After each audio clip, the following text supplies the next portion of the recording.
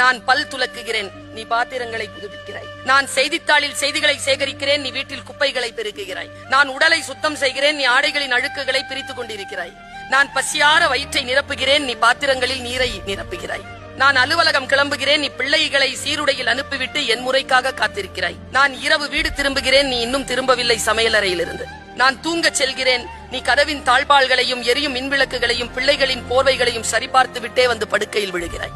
ஒவ்வொரு ஞாயிற்றுக்கிழமையும் ஒவ்வொரு பண்டிகையும் எங்களுக்கு ஓய்வு நாட்கள், உனக்கு உறவு வீட்டு விழாக்களில் எங்களிடத்தில் நீ, கல்வி கூடங்களில் கேள்விகளுக்கான பதிலாய் நீ, சோக நிகழ்வுகளிலும் கண்ணீர் சிந்தியபடி நீ, எங்களின் பிரதிநிதியாக கோவில்களிலும் நீ.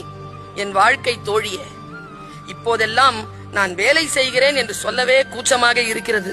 கடந்த பொழுதில் உன் ஒற்றை பதிலால் புள்ளி விவரம் சேகரிக்க வந்த அரசு ஊழியர் உன்னிடம் கேட்டார், வேலை பாக்குறீங்களாமா? உன் பதில், இல்லீங்க, நான் வீட்டில் சும்மாதான் இருக்கேன்.